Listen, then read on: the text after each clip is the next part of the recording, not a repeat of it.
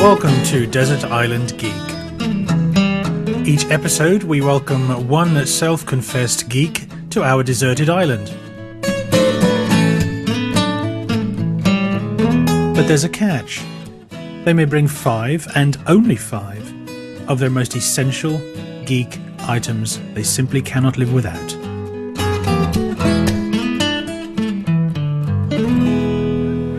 So today, for the very first time on the island, we are welcoming Peter Cooper. Hello. Hi, Peter. For much of his youth, Peter spent in front and inside computers. Since 2003, he's been one of those smug Mac users, and about a year ago, he started podcasting, something which he apparently holds me partly responsible. There's the site I want to clarify, first of all, just the introduction you made there. Having heard it back, it sounds a little bit like I'm some sort of deviant when I spent my time inside computers, and it's really not that sort of thing. It's purely tinkering around inside with screwdrivers and pliers and bodge wires and all that sort of thing. So just to clarify, if clearly this is going to have some bearing on my entry to the island, if you like, and I just want to make sure that I'm not some sort of odd deviant type. Maybe I am. I don't know. Well, clearly we need to be careful about who we actually let onto the island for very many reasons. And I suppose if you have knowledge of how to build computers and so on, that could be quite useful to us. Beneficial. I can understand that, yeah. Okay. Part of the entry qualifications onto the island, you are permitted to bring with you and keep 5 items. Right. And you have selected your first item, which is a website. Yes. Now, this had me... I'm a bit hesitant to kick off and say, right, my website is bloody-bloody-blah.com. This had me thinking for a while, because on the one hand, there are websites that I check very regularly, on a daily basis, and I depend on them for information and news and other such stuff. On the other hand, I've got to think that I'm going to be on a desert island, so there's limits to what I can, indulge in, if that's the right word. So, to start off with, I would like to request I have access to macrumors.com. As a self-confessed sort of Mac geek, if you like, there are many people who are... They're quite keen on sort of spreading disinformation and old stuff in the Mac world. They have these obviously fake pictures and obviously photoshopped pictures of new things coming out. And Apple, being as they are, they're very secretive. Understandably, they're very kind of possessive of their brand, as you would hope, which gives everybody else in the Mac world, and indeed outside the Mac world, carte blanche to just go absolutely nuts on creating stuff and, putting rumours out there and all that kind of thing. And there are various things that come across on this website, and some of the rumours are completely implausible. Some of them are, understandable. Every now and again, there's these events called keynotes where Apple, they announce new stuff or say that there's new stuff coming out in a number of months. And what happens around about that time is everybody gets very interested and very excited and very, it's almost like Christmas for Mac geeks kind of thing.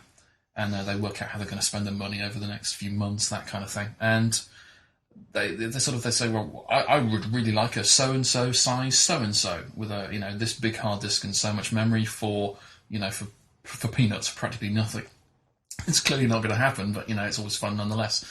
And then there are these obviously very elaborately staged setups where somebody sort of gets a box of an old computer and rebadges it as an i something, like, an eyeball or an i kitchen, whatever. And they badge it as this, and they put it in a lift or elevator somewhere and take a photo and go, right, this is the new iKitchen or the new iBanjo or something. It's great. It's going to cost $799 and everyone will have one. And then, of course, there's these bunch of Mac geeks that come back saying, I want an iBanjo. They look great. And then there's about as many people again go, oh, that's obviously fake. It's clearly a Photoshop job. And there's a bit of sort of to and fro. And it's so, as well as being useful for news, it's useful for stick fights, really, and sort of rumour mongering and all that kind of thing.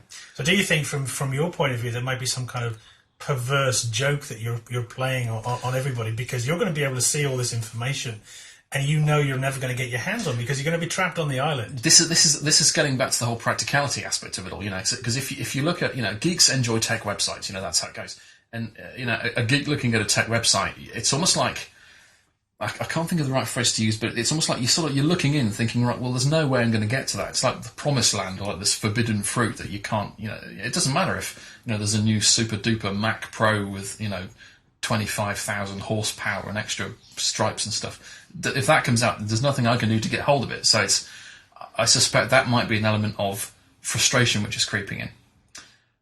So it's not without its kind of cons. It's got pros and cons as other websites have. There was another website which I was toying with the idea of having, and maybe this will be more useful having thought about this a bit longer. There's another website which is more practical, shall we say. Got to be careful how I describe this and not get myself into too much trouble. There's a website which is it's bordering on sort of social network and porn, basically, if you want to not to put too fine a point on it. And it's a website called suicidegirls.com, which initially when I saw the suicidegirls.com domain name, I thought, well, that's, logic would say that there's sort of people who are killing themselves and, filming it, and it's an old snuff website, which obviously isn't my kind of thing, really. And actually it's not. It's kind of an old sort of hybrid of social network and ladies getting their clothes off, which is a good combination for a social network, really. And it's not MySpace, which can only be a good thing. So, okay. Interesting justification for those two. You can only have one, however. Yeah, I was going to say you're going to press me now, aren't you? For yeah, one of the there must two. be just one. I think, having thought about this, I'm going to stay with my original choice of MacRumors.com, actually. Now, I'm going to let you in with Mac Rumors for the simple reason that I have a perverse pleasure that every so often Mac Rumors get it right, and you're going to know full well that wonderful, wonderful Mac thing is totally out of your reach. Yes, but then there's the whole kind of the Schadenfreude aspect. You're going to be sit there in your ivory customs tower going, no, you're not going to get one, and I can because I can. I'm assuming that. Do you live on the same? Do you live on the island, or do you live elsewhere? Do you commute to work? I wouldn't live on this island. Okay, all right. So what you're essentially saying is you're allowing me to have this choice because you take some sort of odd pleasure from knowing that I'm never going to have that. Absolutely. Fine. Well, I'll just get my suitcases and I'll leave already then. So the second item that you're allowed to bring in is a podcast. A podcast. Now, again, I try not to overanalyze this because, again, if you're looking at a desert island, then the practicalities of getting a podcast down to a desert island don't really bear thinking about. We do have a certain unique level of ingenuity with regards to receiving.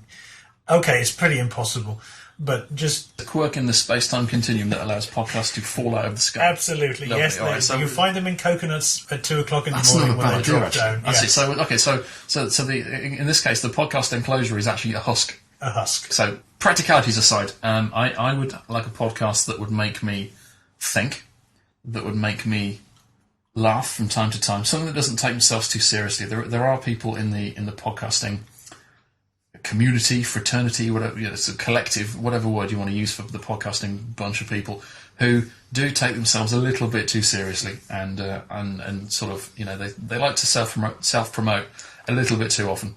So do you feel that actually living on a desert island for a while away from these people? Well, yeah, there is the element of sort of internet tough guy anyway, where you get people banging out all sorts of odd stuff over at the end of a DSL connection, saying this is great for reasons X, Y, and Z, and I'm great because I produced it, that kind of thing. Being on a desert island will also allow me to remove all the distractions I have from daily life and just sort of focus on a number of things, kind of a few things. Now, the podcast I've chosen is quite interesting. A bit of background first of all. I by nature or sort of by design, I'm not an overtly religious person. In fact, I'm not religious at all. I don't have any kind of religion or sort of faith that I believe in. That said, I could imagine with a bit of time that I could be persuaded to go down one or the other route. And the choice I've made for my podcast is a podcast by a good friend of mine called Jason. It's called the Buddhist Podcast. This show it's a thoughtful show, and it's the kind of thing that you can listen to and really concentrate and go, actually, yeah, he's right. He's right. So you're wanting to take a little bit of this spare time, take away the noise of day-to-day life, and maybe become a little more spiritual. Do you think? Yes, I could see that happening. If I was in a position where I had fewer things to do, fewer distractions, and I was a bit more focused, then I could see that working very well. And I suppose if you're going to really channel that kind of energy down one particular direction, you want to be able to trust the person who's actually leading you ahead in that particular, because you have nothing else to draw on in that particular point. So you need to trust the information you're going to be given, and the light that they're going to shine ahead of you is going to be absolutely well solid. A bit about my background first of all. I have a little bit of an issue with people who are in positions of authority without actually deserving to be there, or who I don't sort of believe they should be there. You know, I've had jobs and bosses before who I've looked at and thought, hang on, why are you my boss? You know, what makes you more of an expert than me, or more, how can you manage me? I'm not the most manageable person anyway, but and I know full well that because I know Jason and Karen, and I know that what they put into it is good stuff, and I know that I regard them as experts on the subject, and I think to that end, the combination of knowledge and them not taking themselves overtly seriously, and I mean that in a nice way as opposed to they're just farting around sort of thing, means that works well for me. Excellent. Well, I think there can't be any better justification for a positive attitude towards a particular product. So yes, you get to keep the Buddhist podcast. Thank you very much. So the next item you're allowed to bring with you is one track of music, which we're going to hear because it has to be a pod-safe music, of course, in the tradition of podcast-related music. Now, the track I would like to propose, the track that I would like to use or bring to the island and have as my collection of stuff on the island, there's a bit of story behind it, and this is the reason why. Back in November of 2006, a bunch of folks who were podcasters and podcast fans and podcast listeners and podcast producers and what have you, we sort of gathered in London for a conference. Now, I've been to many conferences before. Having had a career in IT before, I've been to lots and lots of IT conferences, and they're all a bit dull and a bit boring and a bit samey. Now, this conference in London was it's called Podcast Con, which presumably stands for Podcast Conference. Now, the thing that was different in this case, it was a lot smaller, it was a lot sort of tighter, and I knew a lot of the people there already, having not actually met them before. I'd met them over the web, and I knew I could sort of put names to faces, that kind of thing. And being at a conference for the whole day, I knew full well this was going to be quite hard work for me to concentrate, because obviously there's different people going to these conferences for different reasons, and there's lots of very exciting things going on, and some stuff which is admittedly not so exciting, or it's a personal thing, not for me. This whole sort of, I'm sure it's very exciting and interesting, just not for me. And there was a bit of a pre-conference chat with various people who I know on the internet, and we were basically looking to cause not trouble. I think trouble is the wrong word. A bit of mischief, a bit of non-harmful mischief, and we had this idea, or I introduced a few people to the concept of stealth discoing. Now, the concept of stealth disco is very straightforward. Stealth disco was invented by, or sort of pioneered by, I think it was a New York media company, and the idea essentially is somebody it's a 2 or 3 person gang. Somebody is the cameraman. They are videoing whatever's going on. It's a video thing as opposed to an audio thing. And there is somebody who is completely unaware that they are going to be involved in the stealth disco. Now, the stealth disco, sort of short term, is somebody's working, person A, who we'll call Alex. Alex is working, at his computer, concentrating very hard, or doing an interview or whatever. And then person B, who we'll call Bob. Bob is aware that Alex is working and sort of quietly sidles it behind him and does a bit of a disco dance behind him. And person C, who is the cameraman, is filming this. And you get sort of a 5 or 10 second clip, and you kind of it's almost like a sort of a ninja style thing. You do it, you get in, you do it, and you get out again, so you don't get caught. So we did this, all very surreptitious. We had sort of cameras pointed quietly somewhere, in a sort of a non-obvious way, and various people who were being interviewed got stealth discoed, that kind of thing. And we spent 2 or 3 hours sort of crunching the video together, and we sort of sat there and said, right, well, this thing needs a soundtrack. It needs to have a bit of impact. It needs a soundtrack. We found there was one track which stood out. A, because the name is just perfect. B, it's pod safe. C, it's by a group who I think are Swedish, which just have that extra sort of continental flavour. And long story short, the track I would like to bring with me on the desert island is Disco Satisfaction by The Heaven.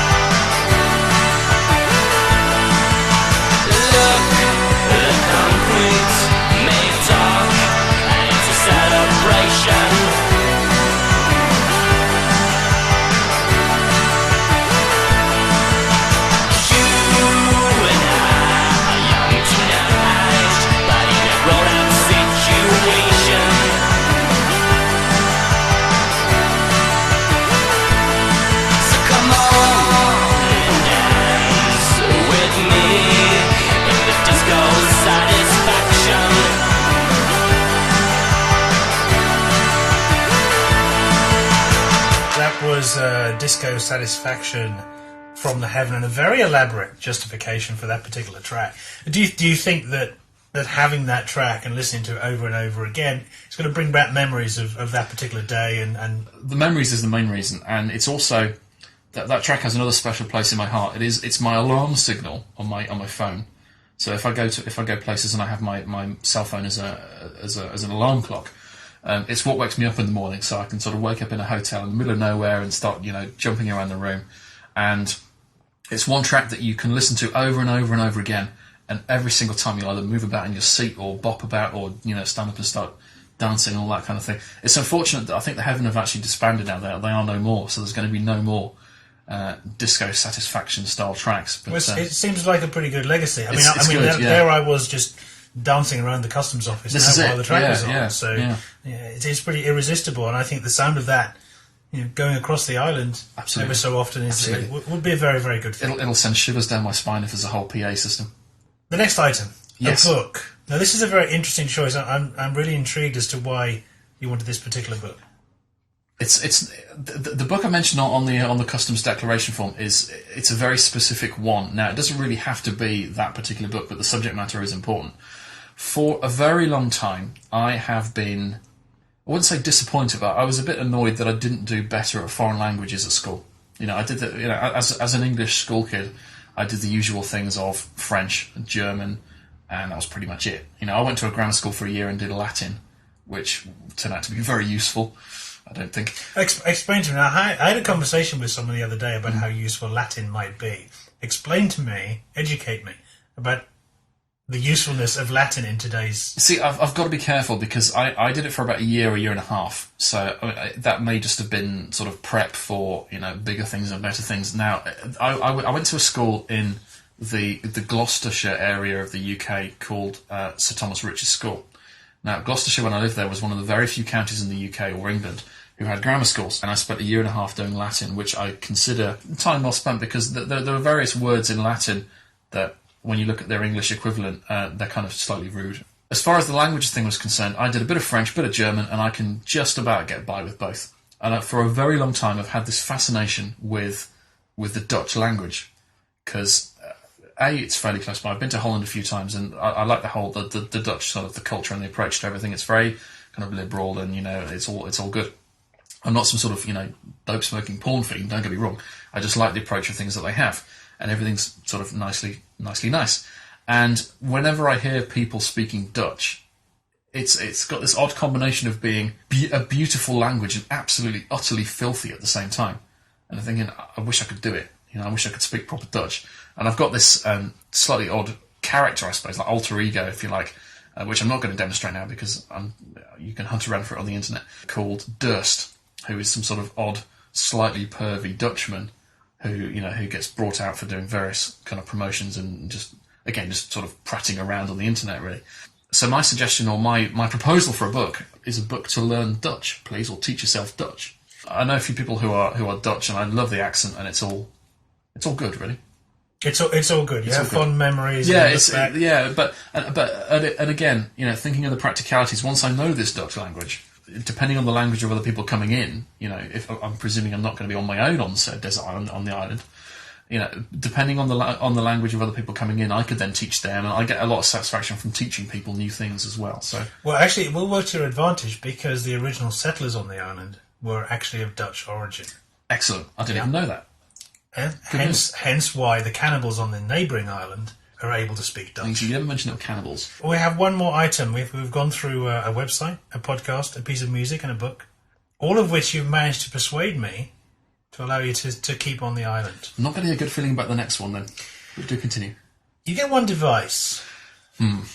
What will it be? Device. Now, device. Now, devices in Geekland are quite interesting. Because you say device, and geeks normally think it's a computer, it's a handheld, it's an MP3 player, it's a thing you plug in the wall. You're expecting gadget. Yeah, sort of gadgety type thing, like a PDA or BlackBerry or whatever. I'm a sort of a man of contradictions, if you like. I really love my techie stuff and my everything with knobs and sliders and flashy blinking light and that kind of thing. But there's one thing in my life which I If computers hadn't been invented, I would still like this device, and that device is a toaster. Now, the background behind the toaster thing is that there have been many, many occasions when I've been, getting my geek on, and it's been very late. It's been, midnight, 1 o'clock, 2 o'clock, in some cases later. And once it gets to that late, I think, my wife is resigned to knowing that she's going to be sleeping on her own that night, and I'm going to be tapping away at a keyboard for the whole night, doing something which is very, very important and absolutely cannot wait till morning. Of course it can, but, when you're in the moment, that's how it goes. And I've done various sort of shop runs or munchies runs late night to get stuff in, and just to kind of refuel me after I've been going for 5 hours or so. Now, various foods have various effects on me. Here's an interesting thing. If I eat cheese after about 5 p.m, I have terrible nightmares, very vivid dreams. I've been brought up with that. I've been brought up with the idea that you shouldn't have cheese in the evening. Now, thankfully, I've actually grown out of that for whatever reason, because I can eat pizza quite. The thing with cheese is if it's cheese in sort of not excessively big quantities, but more than a wee sprinkling kind of thing, then there's more of an issue. Now, I have a thing as well, which might make me look like some sort of nutritional freak, but I've been called worse things, where I cannot drink concentrated orange juice or sort of fresh orange juice after about 8 p.m. and 9 p.m. either, because they also give me really bad nightmares. And then I stumbled upon this magical invention called toast. Now, toast is a wonderful thing because you get a loaf of bread, and a loaf of bread is cheap. You can do a couple of slices of toast, or however much you fancy, and you can put all sorts of things on there. And you can do a toasted sandwich, and it's like the building block to a perfect meal.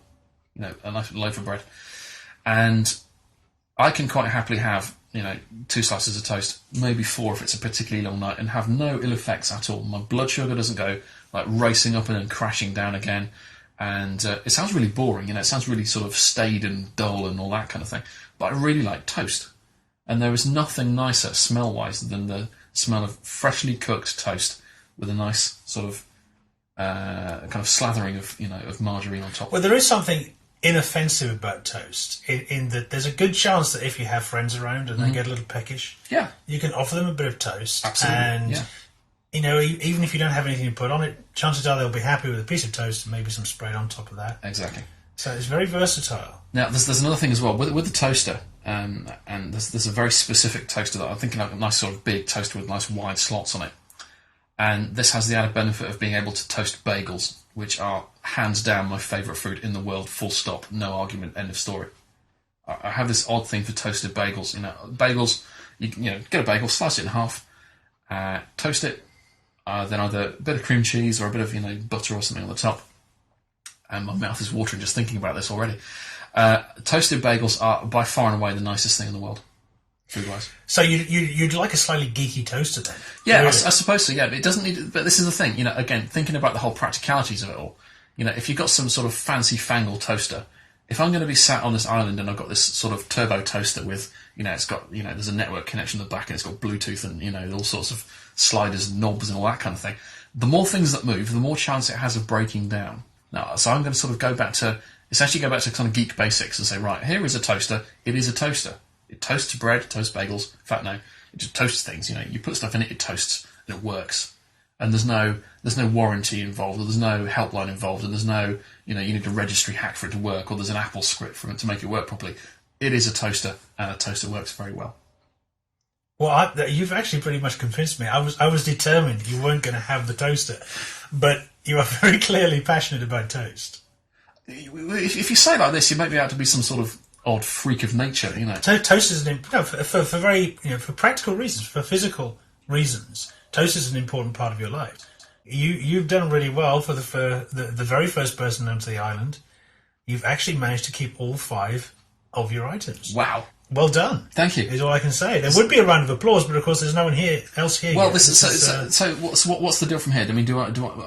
Firstly, thank you for letting me on. I appreciate that. I appreciate my new surroundings, and I'd go and build a house and stuff. Am I going to be on my own, or are other people expected? Well, you just never know. Okay, no, that's a fair point. I understand. That's fine. I mean, obviously we're having applications constantly. Good point. Well, that's good to hear. Some people will be allowed on, and others won't. So I'm the pioneer of the island. You are definitely the pioneer of the island. I suppose, seeing as you aren't even intending to step foot in the place because of the cannibals and the man-eating alligators and stuff, then I kind of understand why. You've already heard about the alligators. I don't like alligators. Well, I hope you enjoy your stay. Thank you. That's all I can say. And Peter Cooper, thank you very much for coming onto the island. Thanks for having me.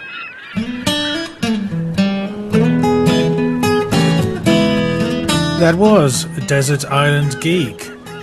This program was produced and presented by Neil Dixon. To get yourself in touch with the show if you want to take part, have a comment, or want to suggest a geek for a future episode, drop us an email. customs@desertislandgeek.com.